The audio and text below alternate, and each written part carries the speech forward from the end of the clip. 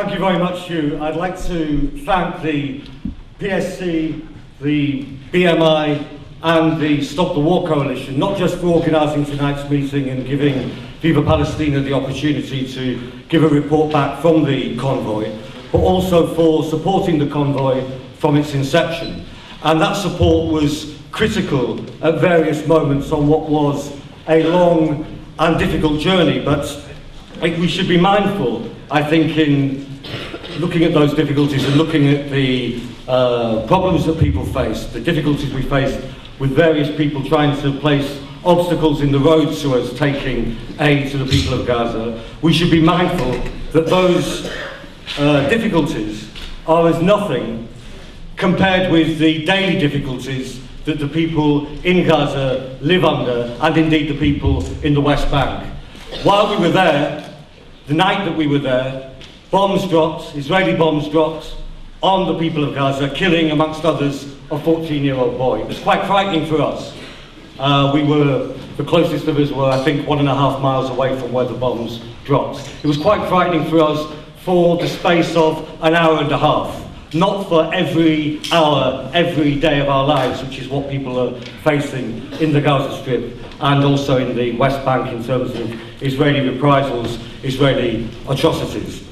But the convoy that headed off from London on the 6th of December, I'm pleased to report, was a great success. And you can tell it's a success because those who wish to tighten the noose around the people of Gaza are fuming in various different capitals, and their supporters and their organisations and so on are attempting to belittle what took place or to demean what took place. You can tell it's a success by the voice of our opponents, and a large amount of that success is down to people in this room, whether they took part directly in the convoy or whether they supported it. And we thank you very, very much for doing so.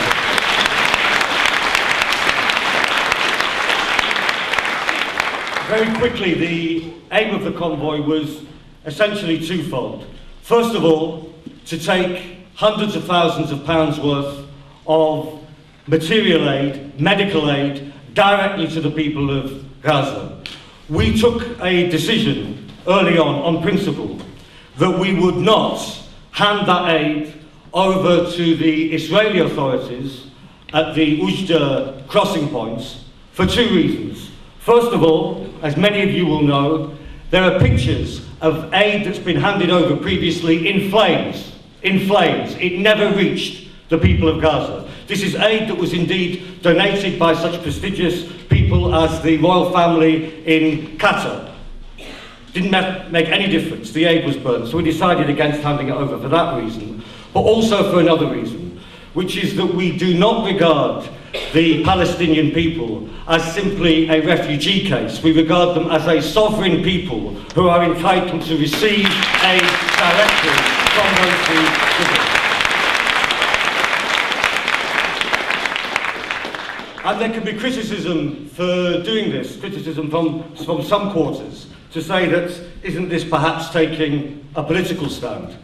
Well, all I'd say is this was a humanitarian project by a British charity, and insofar as politics was involved, it was the politics of those who seek to obstruct on a daily basis the means of life getting to 1.2 million people. That's where the politicisation of this came in. So we were successful in delivering the aid, and the other aim was to raise the flag of Palestine from London all the way through to Gaza itself. And this, again, we were also successful in, thanks to some very important partnerships which were developed. We entered the second city of Greece, the city of Salonika, and were able to drive right the way down to the White Tower. Those of you who know the city will know it's the equivalent of the Eiffel Tower or the Tower Bridge. It symbolises the city, to park up by the sea. We caused a traffic jam, but as our Greek friend said, this is probably the first time there's been a traffic jam in Thessaloniki at which everybody was smiling. They were so pleased to see us, to see 100 vehicles. By the time we reached Turkey, our numbers almost doubled to 200 vehicles, thanks to the support of the organisation, the IHH, the IHH.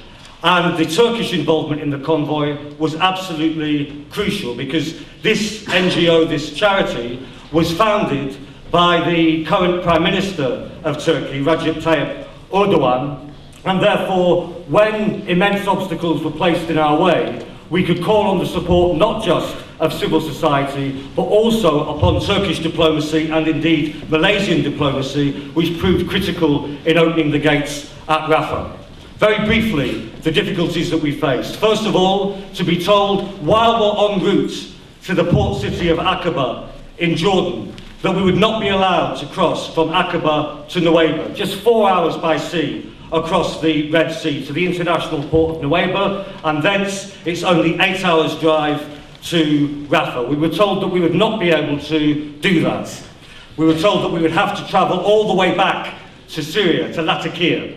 I think those who told us this didn't think we'd have the wherewithal, the organisational capacity, or the determination to get back to Latakia, to hire a cargo boat, to charter a plane and make it down to Al Arish. But thanks to the determination and unity of those on the convoy, we were able to do that. And not only that, because it's more expensive, because there's no scheduled sailing in the Eastern Mediterranean down to Al Arish, you have to charter. Because it's more expensive, we obviously had to find the money. And there was an attempt by the Egyptian Foreign Ministry to try and sow division, to say that donors were having their money wasted because we were having to spend $200,000, $250,000 US on this extra transport. Well, what I'm pleased to be able to report to you is because of the difficulties we faced, we issued an emergency appeal to cover the funds for the extra funds for the emergency transport, and we more than covered the funds for the emergency transport. And what that meant was those who tried to stop us ended up creating a situation where more aid was delivered to the people of Gaza, not less. And that's thanks to the growing spirit internationally around this question. The final thing I want to say is this is the last great thing which has come out of this convoy, is that it has raised the banner of solidarity, of charitable aid. Viva Palestina is a charity. Other organisations are engaged in more direct political campaigning, such as the PSC. But it's raised that banner internationally. It's forged connections from Kuala Lumpur to Caracas, connections between Britain and Turkey, between Turkey and Greece, all in the name of Palestine, all in the name of the humanitarian cause of Palestine. And to me, that signals that this movement is growing, more and more people want to be part of it, and it also signals something else, that it is terribly easy to be despondent given the weight of propaganda on the other side. And about that, let me say one thing. When we were attacked viciously by the Egyptian riot police and by persons unknown, but carrying the same weapons as the riot police in Al Arish, and throwing bricks and hurling tear gas and sand so that the cameras couldn't capture the pictures, although we had a camera up on a high building and captured every single image of the Egyptian riot police and associated forces attacking us. When we were attacked, there was very little comment in the British media. I ask you to consider this. If an aid mission to, say, Darfur, or to the people of Zimbabwe, a British aid mission, was attacked by military forces and paramilitary forces, or dare I say, if the George Soros Foundation in Iran was attacked by Iranian state forces and associated forces, I think that the response in the British media would be a cry of outrage which was lacking in our case, and it's a testament to everybody on the convoy that they immediately got onto the phone and to the email and so on and made sure that the truth got out. And the truth did get out despite the official media, and that tells me that this movement is moving forward. And if we act, if we dare to act, not just to speak, the words are very, very important because that clarifies our ideas, but if we dare to act in an imaginative way, then we can take this movement even further forward and build on the success we've just had.